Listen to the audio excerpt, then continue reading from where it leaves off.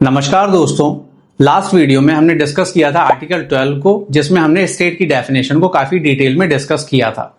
आज की इस वीडियो में हम आर्टिकल 13 को डिस्कस करने वाले हैं, जो हमारे इंडियन कॉन्स्टिट्यूशन का फाउंडेशन स्टोन है। ये आर्टिकल एक गार्डियन है, एक प्रोटेक्टर है। आप चाहे लॉ स्टूडेंट हो, एडवोकेट हो या सिविल सर्विसेज एस्पिरेंट, आर्टिकल 13 आपके लिए समझना बहुत जरूरी है, क्योंकि यही एक वो आर्टिकल है जो कहता है फंडामेंटल राइट सबसे ऊपर है और कोई भी लॉ उनके अगेंस्ट नहीं जा सकता। तो चलिए शुरू करते हैं इस आर्टिकल को समझना step by step, simple language में, विदाउट एनी कंफ्यूजन। सबसे पहले बात करते हैं हिस्टोरिकल बैकग्राउंड के बारे में। Why article 13 was needed in the constitution? आखिर क्यों कॉन्स्टिट्यूशन फ्रेमर्स को लगा कि आर्टिकल 13 को कॉन्स्टिट्यूशन में इंक्लूड करना चाहिए? एक्चुअल में ब्रिटिश रूल के दौरान कई ऐसे कानून बने थे जो लोगों के राइट्स को रेस्ट्रिक्ट करते थे, जैसे फ्रीडम ऑफ स्पीच पर कंट्रोल, प्रेस पर रेस्ट्रिक्शंस, लोगों के साथ कास्ट या रिलीजन के बेसिस पर डिस्क्रिमिनेशन या फिर भेदभाव करना। इन सारे लॉज का सिर्फ एक ही पर्पस था, ब्रिटिशर्स की पावर को मेंटेन करना, ना कि सिटीजन्स के राइट्स को प्रोटेक्ट करना। जब 1947 में भारत देश को आजादी मिली और कॉन्स्टिट्यूएंट असेंबली ने एक नया कॉन्स्टिट्यूशन बनाया, तो उनके सामने एक बहुत बड़ा सवाल था कि क्या हम उन पुराने कॉलोनियल लॉज को चलने देंगे जो ह्यूमन राइट्स के अगेंस्ट हैं? तो इसका एक ही जवाब था, बिल्कुल भी नहीं। हमें एक नया भारत बनाना था जहां लॉ सिटीजन्स के लिए हो, ना कि सिटीजन लॉ के लिए। और इसी वजह से लॉ फ्रेमर्स ने आर्टिकल 13 को कॉन्स्टिट्यूशन में इंक्लूड किया, ताकि फंडामेंटल राइट्स को सुप्रीम बनाया जा सके। यानी अगर कोई लॉ सिटीजन्स के फंडामेंटल राइट्स के अगेंस्ट है तो वो लॉ इनवैलिड हो जाएगा। आर्टिकल 13 इंडियन कॉन्स्टिट्यूशन का एक सबसे इंपॉर्टेंट और पावरफुल आर्टिकल है। ये आर्टिकल डायरेक्टली हमारे फंडामेंटल राइट्स को प्रोटेक्ट करता है और डिफाइन करता है कि कौन से लॉज कॉन्स्टिट्यूशनल हैं और कौन से laws unconstitutional. Doctor Bhimrao Ambedkar, Babasaheb ji ने कहा था, fundamental rights are the heart and soul of our constitution. और आर्टिकल 13 उस दिल के आसपास का एक प्रोटेक्टिव शील्ड है। चलिए सबसे पहले समझते हैं कि आर्टिकल 13 का क्या मतलब है। ये आर्टिकल कहता है कि कोई भी लॉ जो फंडामेंटल राइट्स को तोड़ता है वो लॉ इनवैलिड हो जाएगा। अब लॉ का क्या मतलब होता है, किस चीज को लॉ माना जाएगा? लॉ वर्ड को एक्सप्लेन किया गया है आर्टिकल 13 क्लॉज 3 में। इसका मीनिंग भी मैं आपको वीडियो में डिटेल में एक्सप्लेन करूंगा। तो आर्टिकल 13 कहता है कि कोई भी लॉ जो फंडामेंटल राइट्स को तोड़ता है वो लॉ इनवैलिड हो जाएगा। मतलब अगर पार्लियामेंट या स्टेट लेजिस्लेचर कोई ऐसा कानून बनाता है, कोई ऐसा लॉ बनाता है जो फंडामेंटल राइट, जैसे article 14 right to equality, article 19 right to freedom, article 21 right to life, या किसी भी फंडामेंटल राइट के अगेंस्ट है, तो वो लॉ, वो कानून कॉन्स्टिट्यूशन के हिसाब से वॉइड है, यानी बेकार हो जाएगा। आर्टिकल 13 का मेन पर्पस है इस बात को इंश्योर करना कि चाहे गवर्नमेंट हो या फिर लेजिस्लेचर या फिर कोई भी एग्जीक्यूटिव बॉडी, ये तीनों कॉन्स्टिट्यूशन के अंडर ही रहें। कोई भी अथॉरिटी चाहे कितनी भी पावरफुल क्यों ना हो, फंडामेंटल राइट के अगेंस्ट कुछ नहीं कर सकती। चलिए बात करते हैं आर्टिकल 13 के क्लॉजेस की। इसमें मेनली 4 इंपॉर्टेंट क्लॉजेस दिए गए हैं। हर एक क्लॉज का अपना स्पेसिफिक रोल है और हम सभी क्लॉजेस को 1 बाय 1 डिस्कस करेंगे, लेकिन क्लॉज 4 को थोड़ा ज्यादा डिटेल में समझेंगे और उसी के साथ मैं आपको समझाऊंगा कि कैसे पार्लियामेंट ने 1971 में 24th constitutional amendment bill pass किया, जिससे आर्टिकल 13 में क्लॉज 4, जो कि एक एक्सेप्शन क्लॉज है, उसको ऐड किया गया। चलिए सबसे पहले समझते हैं आर्टिकल 13 क्लॉज 1 को। ये क्लॉज कहता है कि कॉन्स्टिट्यूशन के आने से पहले के सारे लॉज, मतलब 26 जनवरी 1950 से पहले के सारे लॉज जो बने हुए थे, अगर वो फंडामेंटल राइट के अगेंस्ट हैं या फिर इनकंसिस्टेंट हैं, तो वो जिस एक्सटेंट तक इनकंसिस्टेंट हैं या फिर अगेंस्ट हैं, इनवैलिड हो जाएंगे। यानी पूरा लॉ नहीं खत्म होगा, सिर्फ वो पार्ट इनवैलिडेट होता है जो राइट्स वायलेट करता हो। एग्जांपल से समझते हैं। सपोज करिए 1930 में कोई एक लॉ बना हो जो कहता हो कि गवर्नमेंट को बिना किसी रीजन के किसी भी व्यक्ति को अरेस्ट करने का राइट है, तो 1950 के बाद वो प्रोविजन अनकॉन्स्टिट्यूशनल माना जाएगा, क्योंकि वो हमारे फंडामेंटल राइट आर्टिकल 21 के अगेंस्ट होगा। क्लॉज 1 में extent of inconsistency phrase word का यूज हुआ है, जिसका मतलब यह है कि सिर्फ वो पार्ट जो फंडामेंटल राइट से इनकंसिस्टेंट है, सिर्फ वही वर्ड होगा, पूरा लॉ नहीं। चलिए अब समझते हैं आर्टिकल 13 के क्लॉज 2 को। ये क्लॉज कहता है कि कॉन्स्टिट्यूशन लागू होने के बाद, यानी 26 जनवरी 1950 के बाद, अगर कोई भी नया लॉ फंडामेंटल राइट के अगेंस्ट बनाया गया है तो वो लॉ वॉइड होगा फ्रॉम द वेरी बिगनिंग, मतलब उसका कोई लीगल एग्जिस्टेंस ही नहीं होगा। इस क्लॉज का पर्पस ये है कि लेजिस्लेचर को प्रिवेंट करना, जिससे कि वो फ्यूचर में कोई ऐसा लॉ ना बनाए जो सिटीजन के बेसिक राइट्स को हार्म करे, यानी प्रिवेंटिव चेक लगाया गया है। चलिए अब बात करते हैं आर्टिकल 13 क्लॉज 3 की, जिसमें लॉ वर्ड को डिफाइन किया गया है। ये क्लॉज लॉ शब्द को डिफाइन करता है। ये बताता है कि लॉ का मतलब सिर्फ पार्लियामेंट के एक्ट्स नहीं होता, इसमें इंक्लूड होते हैं ordinance, order, rule, bylaws, regulation, notification या फिर रेगुलर ऑर्डर जिसका कोई लीगल लॉ जैसा इफेक्ट हो। ये सब इस डेफिनेशन के अंडर आते हैं। यानी अगर कोई कस्टम या एडमिनिस्ट्रेटिव ऑर्डर भी किसी फंडामेंटल राइट को वायलेट करता है तो वो भी आर्टिकल 13 के अंडर अनकॉन्स्टिट्यूशनल माना जाएगा। चलिए अब समझते हैं आर्टिकल 13 क्लॉज 4 को। ये क्लॉज 24th कॉन्स्टिट्यूशनल अमेंडमेंट 1971 के थ्रू ऐड हुआ था आर्टिकल 13 में। इसमें लिखा गया है, nothing in this article shall apply to any amendment of the constitution made under article 368। अभी आर्टिकल 368 क्या है? आर्टिकल 368 इंडियन कॉन्स्टिट्यूशन का एक बहुत ही इंपॉर्टेंट और पावरफुल प्रोविजन है। ये बताता है कि कॉन्स्टिट्यूशन में अमेंडमेंट कैसे किया जाता है। मतलब अगर पार्लियामेंट को अपने देश के संविधान में कुछ बदलाव करने हो, कुछ चेंजेस करने हो या फिर कुछ अमेंड करना हो तो उसके लिए क्या प्रोसीजर फॉलो करना होगा, ये बताया गया है इंडियन कॉन्स्टिट्यूशन के आर्टिकल 368 में। आर्टिकल 368 के ऊपर मैं जल्दी एक सेपरेट वीडियो बनाऊंगा जिसमें मैं कॉन्स्टिट्यूशन अमेंडमेंट प्रोसीजर को डिटेल में समझाऊंगा।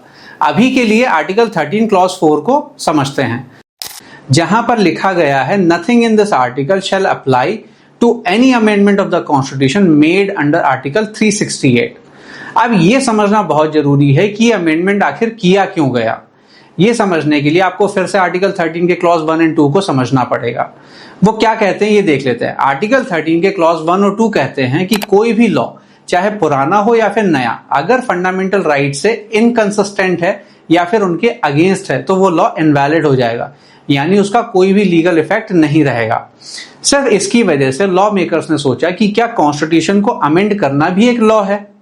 मतलब अगर पार्लियामेंट चाहे अपने अमेंडमेंट पावर के थ्रू फंडामेंटल राइट्स में कुछ चेंजेस लाने के लिए, तो क्या वो भी आर्टिकल 13 के चेक के अंडर आ जाएगा। ये कंफ्यूजन सुप्रीम कोर्ट के सामने आया 1967 में गोलकनाथ केस में। कोर्ट ने डिसाइड किया कि हाँ, कॉन्स्टिट्यूशनल अमेंडमेंट भी लॉ है और आर्टिकल 13 के अंडर आता है, इसलिए पार्लियामेंट फंडामेंटल राइट्स को अमेंड नहीं कर सकती।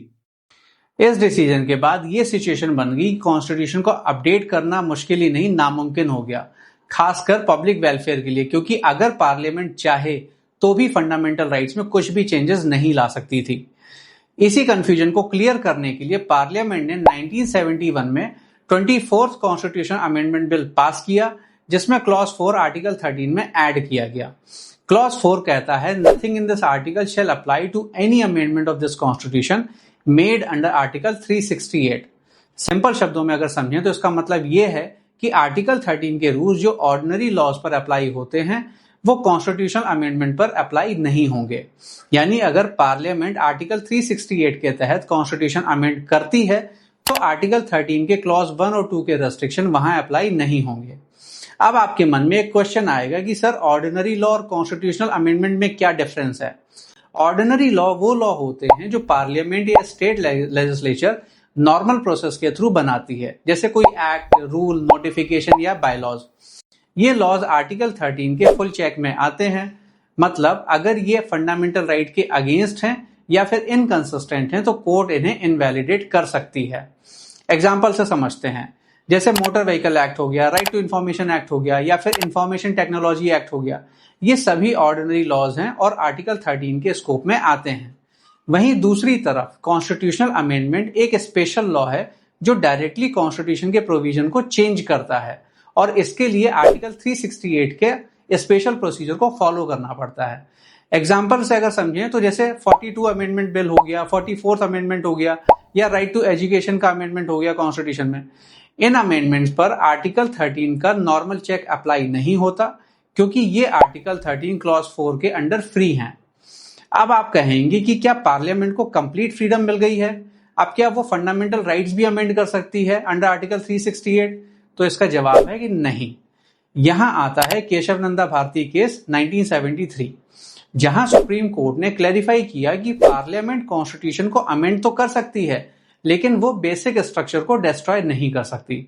बेसिक स्ट्रक्चर डॉक्ट्राइन एक ऐसा प्रिंसिपल है जिसे सुप्रीम कोर्ट ने Kesavananda Bharati versus state of Kerala 1973 case में डेवलप किया था। बेसिक स्ट्रक्चर में इंक्लूड है democracy, judicial review, liberty, equality और फेडरलिज्म। ये कोर प्रिंसिपल्स हमेशा सेफ रहेंगे। एक सिंपल एग्जांपल से अगर समझें इस चीज को, सपोज करिए अगर पार्लियामेंट एक ऑर्डिनरी लॉ बनाए जो फ्रीडम ऑफ स्पीच को टोटली बैन कर दे, तो वो आर्टिकल 13 के अंडर वॉइड हो जाएगा। लेकिन वहीं अगर पार्लियामेंट एक कॉन्स्टिट्यूशनल अमेंडमेंट लाए जो फ्रीडम ऑफ स्पीच में कुछ रीजनेबल रेस्ट्रिक्शंस ऐड करे, तो वो आर्टिकल 13 क्लॉज 4 के अंडर फ्री है। लेकिन अगर ये अमेंडमेंट डेमोक्रेसी या फंडामेंटल राइट्स के कोर स्ट्रक्चर को तोड़ दे, उसको ब्रेक कर दे, तो कोर्ट उसे स्ट्राइक डाउन कर देगी।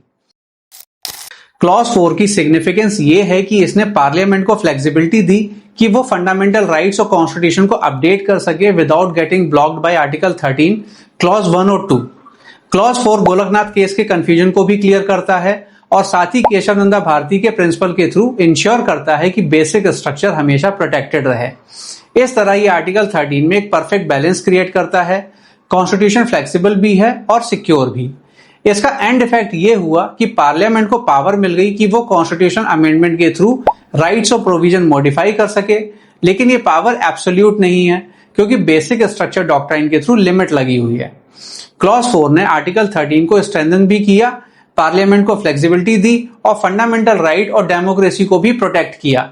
इसलिए हम कह सकते हैं कि क्लॉज 4 आर्टिकल 13 का एक बहुत ही इंपॉर्टेंट पार्ट है जो कॉन्स्टिट्यूशन को इवॉल्व करने लायक भी बनाता है और सिटीजन के राइट्स, बेसिक राइट्स को प्रोटेक्ट करने के लायक भी। आर्टिकल 13 से कुछ इंपॉर्टेंट लीगल कंसेप्ट समझने और सीखने को मिलते हैं जो हर लॉ स्टूडेंट और प्रोफेशनल्स के लिए काफी एसेंशियल हैं। चलिए सबसे पहले बात करते हैं डॉक्ट्राइन ऑफ सेवरेबिलिटी की। अगर किसी लॉ का कुछ पार्ट फंडामेंटल राइट के अगेंस्ट है और कुछ पार्ट कॉन्स्टिट्यूशनल है, तो सिर्फ अनकॉन्स्टिट्यूशनल पार्ट ही वॉइड होगा। इससे लॉ का यूजफुल पोर्शन सर्वाइव करता है। एग्जाम्पल से समझते हैं। सपोज करिए कि एक एक्ट में 10 प्रोविजन है, 2 फंडामेंटल राइट के अगेंस्ट हैं, तो सिर्फ 2 प्रोविजन ही स्ट्राइक होंगे, बाकी 8 वैलिड रहेंगे। सेकंड नंबर पे डॉक्ट्राइन आती है, डॉक्ट्राइन ऑफ एक्लिप्स। अगर पुराना लॉ फंडामेंटल राइट के अगेंस्ट है तो टेम्पररी इनएक्टिव हो जाएगा वो लॉ। ये लॉ फ्यूचर में एक्टिवेट हो सकता है अगर राइट्स का स्टेटस चेंज हो जाए या फिर लॉ में अमेंडमेंट हो जाए। एग्जाम्पल से समझते हैं। अगर एक old law freedom of speech को रेस्ट्रिक्ट करता है और फ्यूचर में फंडामेंटल राइट्स को ब्रॉडन कर दिया जाए, तो वो ओल्ड लॉ इनएक्टिव हो जाएगा। थर्ड नंबर पे बात करते हैं जुडिशियल रिव्यू की। आर्टिकल 13 कोर्ट को पावर देता है कि वो किसी भी लॉ की वैलिडिटी चेक कर सकते हैं। अगर लॉ फंडामेंटल राइट्स के अगेंस्ट है तो कोर्ट उसे स्ट्राइक डाउन कर देती है। ये पावर डेमोक्रेसी का फाउंडेशन है क्योंकि ये इंश्योर करता है कि गवर्नमेंट भी लॉ के अंडर हो और सिटीजन्स के राइट सेफ रहें। फोर्थ नंबर पे आता है basic structure doctrine. Article 13 clause 4 और आर्टिकल 368 का कॉम्बिनेशन और केशवनंदा भारती केस से ये कंसेप्ट समझ आता है। पार्लियामेंट को अमेंडमेंट पावर मिला लेकिन बेसिक स्ट्रक्चर के अगेंस्ट यूज नहीं कर सकते। ये कंसेप्ट इंश्योर करता है कि कॉन्स्टिट्यूशन इवॉल्व हो लेकिन उसका कोर डेमोक्रेटिक फ्रेमवर्क सिक्योर रहे। चलिए बात करते हैं कुछ इंपॉर्टेंट केस लॉज यानी जुडिशियल इंटरप्रिटेशन ऑफ आर्टिकल 13। जब कॉन्स्टिट्यूशन बना, आर्टिकल 13 का basic structure, basic idea clear था। फंडामेंटल राइट सबसे ऊपर है और कोई भी लॉ उनके खिलाफ, उनके अगेंस्ट नहीं जा सकता। लेकिन लॉ को इंप्लीमेंट करना और कोर्ट्स में इंटरप्रेट करना थोड़ा कॉम्प्लेक्स था। इसलिए सुप्रीम कोर्ट ने कई इंपॉर्टेंट केसेस में आर्टिकल 13 को डिफाइन और रिफाइन किया है। चलिए उन केसेस के बारे में बात करते हैं। सबसे पहले आता है Keshavan Madhava Menon versus state of Bombay 1951। ये केस आर्टिकल 13 के क्लॉज 1 को समझाता है। कोर्ट ने कहा कि अगर पुराने लॉज फंडामेंटल राइट्स के अगेंस्ट हैं तो पूरे लॉ को इनवैलिड नहीं करेंगे, सिर्फ वो पार्ट जो राइट्स को वायलेट करता है वो इनवैलिड हो जाएगा। इससे डॉक्ट्राइन ऑफ सेवरेबिलिटी का कॉन्सेप्ट समझ में आता है। सेकंड नंबर पे आता है ए के गोपालन versus state of Madras 1950। Court ने इनिशियली नैरो इंटरप्रिटेशन दिया, जैसे हर फंडामेंटल राइट को अलग कंटेक्स्ट में समझा जाएगा और रेस्ट्रिक्शन अलाउड होंगी। ये केस लेटर डेवलप हुआ और फंडामेंटल राइट्स का इंटरप्रिटेशन ब्रॉडन हुआ। थर्ड नंबर पे आता है IC Golaknath versus state of Punjab 1967। ये केस बहुत फेमस है। कोर्ट ने डिसाइड किया कि कॉन्स्टिट्यूशन अमेंडमेंट भी लॉ है और वो आर्टिकल 13 के अंडर आता है। इस केस के बाद पार्लियामेंट को लगभग स्टॉप कर दिया गया था कि वो फंडामेंटल राइट्स को अमेंड ही ना कर सकें और ये कंफ्यूजन क्रिएट हुआ। इस केस के बाद ही पार्लियामेंट ने 1971 में 24th constitution amendment bill pass किया, जिससे आर्टिकल 13 में क्लॉज 4 जो कि एक एक्सेप्शन क्लॉज है उसको ऐड किया गया। 4th नंबर पे आता है Keshavananda Bharati versus state of Kerala 1973। ये केस आर्टिकल 13 क्लॉज 4 और आर्टिकल 368 के रिलेशन को समझाता है। कोर्ट ने कहा कि पार्लियामेंट कॉन्स्टिट्यूशन को अमेंड तो कर सकती है लेकिन बेसिक स्ट्रक्चर डॉक्ट्राइन के अगेंस्ट नहीं कर सकती। मतलब फंडामेंटल राइट्स और डेमोक्रेटिक स्ट्रक्चर के कोर को तोड़ना अलाउड नहीं है। 5th नंबर पे आता है Minerva mills versus union of India 1980। Court ने कंफर्म किया कि आर्टिकल 13 और बेसिक स्ट्रक्चर डॉक्ट्राइन दोनों मिलकर कॉन्स्टिट्यूशन को प्रोटेक्ट करते हैं। यहां से यह क्लियर हुआ कि आर्टिकल 13 ऑर्डिनरी लॉज और कॉन्स्टिट्यूशन अमेंडमेंट में बैलेंस क्रिएट करता है और जुडिशरी का रोल क्रिटिकल है। जुडिशियल इंटरप्रिटेशन ये दिखाता है कि आर्टिकल 13 एक लिविंग डॉक्यूमेंट है, एक लिविंग आर्टिकल है जो कोर्ट्स के डिसीजन से समझने और इंप्लीमेंट करने में इवॉल्व होता है। 6 नंबर पे आता है state of Gujarat versus Ambika mills 1974। Court ने क्लैरिफाई किया कि लॉ इन फोर्स का मतलब है वो लॉ जो अभी भी चल रहे हैं, चाहे वो प्री कॉन्स्टिट्यूशनल हो या फिर पोस्ट कॉन्स्टिट्यूशन, और अगर वो फंडामेंटल राइट्स के खिलाफ हैं तो वो आर्टिकल 13 उस पर अप्लाई होगा। चलिए दोस्तों, फटाफट से फाइनल रिकैप कर लेते हैं कि आज की वीडियो में हमने क्या सीखा और क्या समझा। सबसे पहले बात करते हैं आर्टिकल 13 के क्लॉज 1 और 2 जो कहते हैं कि कोई भी लॉ जो फंडामेंटल राइट्स के अगेंस्ट है वो इनवैलिड हो जाएंगे। क्लॉज 3 में लॉ का डेफिनेशन दिया गया है जिसमें act, rules, ordinances, by law सबको इंक्लूड किया गया है। क्लॉज 4 ने गोलकनाथ कंफ्यूजन क्लियर किया और पार्लियामेंट को कॉन्स्टिट्यूशनल अमेंडमेंट के थ्रू राइट्स मॉडिफाई करने की फ्लेक्सिबिलिटी दी, लेकिन बेसिक स्ट्रक्चर डॉक्ट्राइन की लिमिट के साथ। अगर जुडिशियल इंटरप्रिटेशन की बात करें तो गोलकनाथ, केशवानंद भारती, मिनर्वा मिल्स और अदर रेलेवेंट केसेस ने यह डिफाइन किया कि पार्लियामेंट का पावर लिमिटेड है और फंडामेंटल राइट्स का प्रोटेक्शन हमेशा प्रायोरिटी पर है।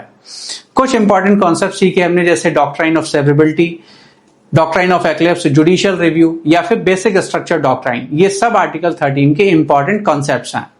तो दोस्तों, आज हमने देखा कि आर्टिकल 13 कैसे फंडामेंटल राइट्स को प्रोटेक्ट करता है, कैसे ये लॉज और अमेंडमेंट्स के साथ अमेंडमेंट के अगेंस्ट चेक लगाता है और कैसे जुडिशरी के पावर को डिफाइन करता है। ये आर्टिकल ही है जो हमारे राइट्स को सुप्रीम बनाता है और डेमोक्रेसी को स्ट्रांग रखता है। अब अगला टॉपिक है आर्टिकल 14, राइट टू इक्वालिटी। इसमें हम समझेंगे कि हर सिटीजन के साथ इक्वल ट्रीटमेंट का क्या मतलब है, कैसे लॉ सबके लिए सेम और समान होना चाहिए और कौन से एक्सेप्शन या रीजनेबल क्लासिफिकेशन अलाउड हैं। हम केस लॉज, प्रैक्टिकल एग्जांपल्स और कॉन्स्टिट्यूशनल रेलेवेंस को डिटेल में डिस्कस करेंगे ताकि आपको ये आर्टिकल भी इजीली समझ आए और याद रहे।